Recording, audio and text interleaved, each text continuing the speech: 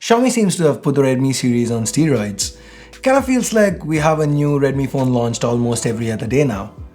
In the latest Xiaomi Redmi launch, they announced not one, but three phones. The Redmi 4, the Redmi 4 Prime, and the Redmi 4A.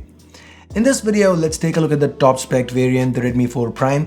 Given the tremendous success of the Redmi 3S Prime, let's see if this is a phone worthy of being its successor. But before we do that, if this is your first time here or in case you just can't remember, my name's Ash, this is C4D Tech, and you're watching our full review of the Xiaomi Redmi 4 Prime.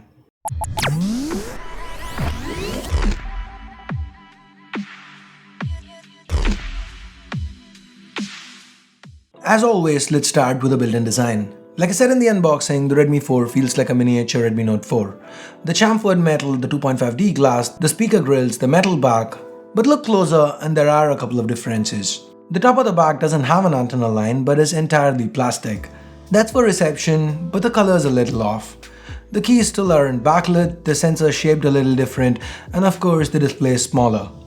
The display here is an IPS LCD panel, and for the first time on a Redmi phone, not the Pro or the Note, just Redmi, the resolution's been up to 1080p, meaning a pixel density of 441 pixels per inch. This display looks sharper, produces natural colors, offers good contrast, has excellent viewing angles, and is bright enough to be visible outdoors. Xiaomi makes no mention of protection here, and the black bars are an eyesore, but understandable given the price. The Redmi 4 Prime is larger and thicker than its predecessor, but feels nice and compact in hand. The metal back does get slippery at times, but the build quality feels solid, no creaking or wobbling.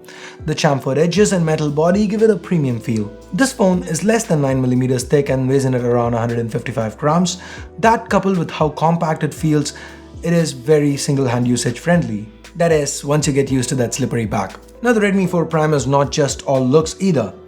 Just about 6 months back, Xiaomi used one of the best low-end chips currently available, the Snapdragon 430 on their Redmi 3S Prime.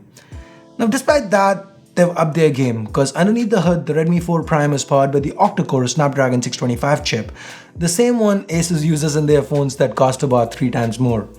There's also 3 gigs of RAM and 32 gigs of onboard storage with support for memory expansion via microSD in the form of a hybrid slot. With day-to-day intense usage scenarios like gaming, the Adreno 506 GPU performed surprisingly well, managing to even smoothly run some of the more intensive titles. Given that this is a mid-range GPU, do expect some performance issues with very intensive titles, but for the most part, the Redmi 4 Prime delivered.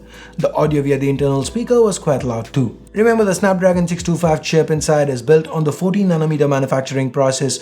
This lets the cores achieve clock speeds up to 2 GHz while not heating up and remaining very battery friendly. The battery life here on the Redmi 4 Prime was exemplary.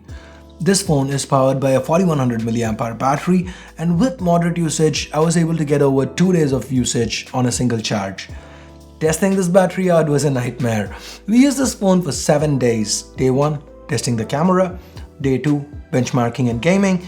Day 3, 4, 5, 6, and 7, those were days I used it as my primary device. In those 7 days, I charged this phone only 3 times. That is how impressive this battery has been. With my regular usage, which involves about 2 to 3 hours of calls, some music over Bluetooth, some streaming video, casual gaming, Wi-Fi and 4G on all day, push notifications from social media and mails, and with this kind of usage, I could easily get through 2 full days on a single charge. Talking about 4G, this phone supports GeoVoLTE out of the box, and cellular reception and call quality were great. No issues with reception, no drops, excellent. So build, display, performance, battery, call quality, all good. But what isn't good is that camera. The Redmi 4S Prime sports a 13 megapixel rear camera with a f2.0 aperture and support for face detection autofocus. Even outdoors, under good lighting conditions, this camera is just about okay. A little light on the details, soft, the color reproduction's improved, but the dynamic range remains awful. Images constantly feel like they're underexposed. With HDR on, the shots did turn out better. When compared to the camera found on the 3S Prime, this feels like a marginal improvement at best. While the color reproduction's improved, the detail levels still remain just about the same. In essence, this is still a very mediocre camera. Given that the performance under good lighting conditions was bad, guess how low light performance turned out to be? Oh yeah, you got it right, not too good. Here are a few more samples.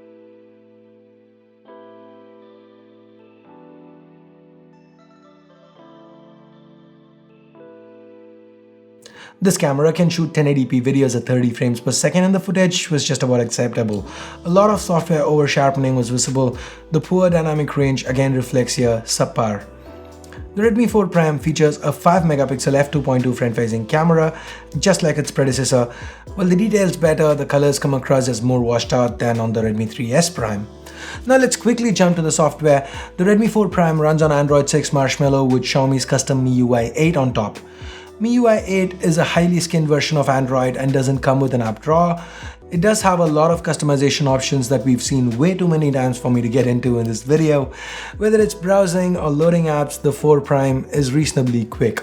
The Full HD display here enhances the user experience, and that experience itself for the most part was smooth and stable thanks to the 625 chip. There's the occasional hiccup here and there, but they are few and far between and do not affect the end user experience. The RAM management was also quite decent. So what do we have here? An improved build, a higher resolution display, a great chip inside, exemplary battery life, and a smooth end user experience. Those are your pros. The subpar camera is probably the only negative. The price is just icing on the cake. Xiaomi sells the Redmi 4 Prime for 899 yuan, that's about $130 or 9,000 Indian rupees. The same price the Redmi 3S Prime is retailing for today. Rumors indicate that Xiaomi is planning to bring this to India in the first quarter of 2017. If and when it launches, the Redmi 4 Prime is a solid phone that I feel you must consider. I'd recommend it even if Xiaomi actually priced it a little higher, as long as camera is not your priority. If you can't wait and want to import a Redmi 4 Prime today, I'll leave my affiliate links in the description below. Use them if you want to help the channel out. So that's it for my 2 cents on the Redmi 4 Prime. If you disagreed with it, head on over to the comments, let me know what it is that you disagreed with. But if you do agree with what I've had to say, if you did like it, if you did find this video useful, go ahead, give this video a thumbs up. If you didn't, well, leave a comment or vote it down.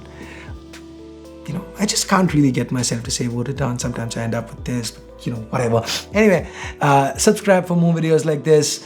And that's it. Thanks a lot for watching. Till next time. Oh, again, I keep forgetting this. Do this to make sure you get notified each time we upload a new video. Thanks a lot for watching. Till next time, this is Ash here from C4E Tech signing off. You guys have a great day. Bye-bye now.